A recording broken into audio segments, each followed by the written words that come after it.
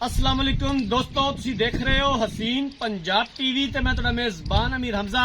दोस्तों, सब तो पहले अपने चैनल हसीन पंजाब टीवी नूं करो सबसक्राइब ते नाल लगे बैल दा बटन दबाओ ताकि साडी हर नई आने वाली वीडियो साडे वीरां तक आसानी नाल पहुंच सके और तुसी वो वीडियो देखो सब तो पहले। अज जनाब अपने वीरां भरावां वास्ते एक दूजन माई दी वीडियो लैके हाजिर होए हां।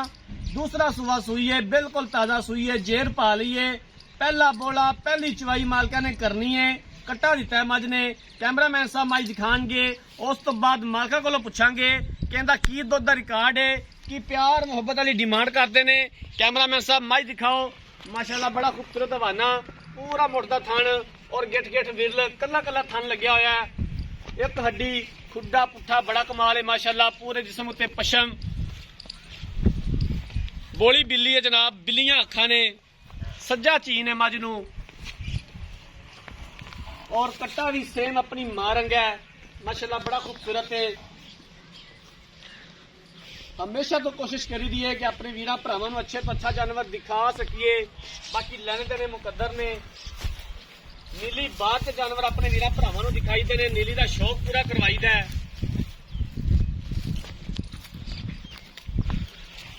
माशाल्लाह अनमोल हीरा है, मुंदरी दा नागे, तुनी कोड़ी तो बिल्कुल साफ टोर पाई है।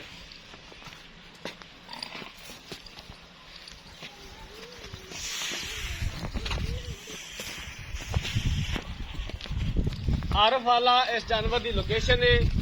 आरफ वाले तो 16 तो 17 किलोमीटर के फासले ते दरिया सतलुज के बिल्कुल नजदीक ते झोटी खलोती है, प्योर नीली दी है। कैमरामैन साहब अच्छे तरीके दे नाल जानवर दिखाना है, दिखाने दे विच कोई कमी बेशी ना रहे।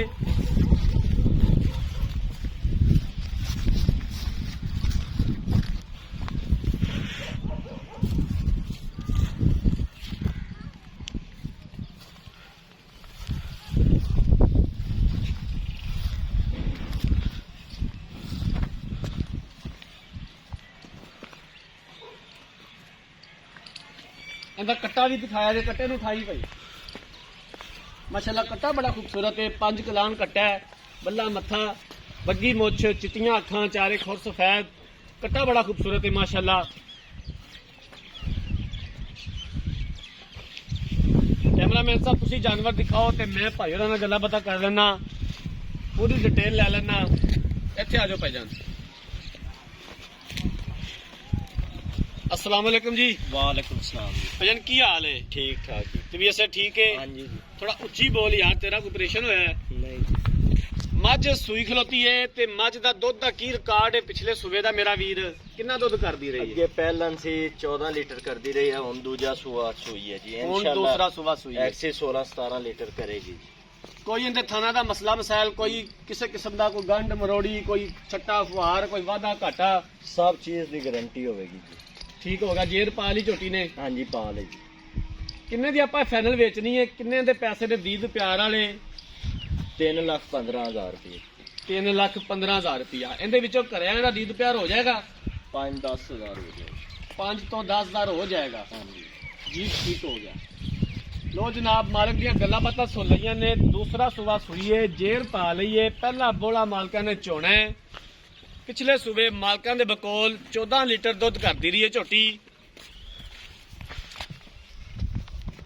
3,15,000 रुपया की डिमांड की है। दीद प्यार हो जाएगा और असीं इंशाअल्लाह ताला करवावांगे जितों तक हो सकिया।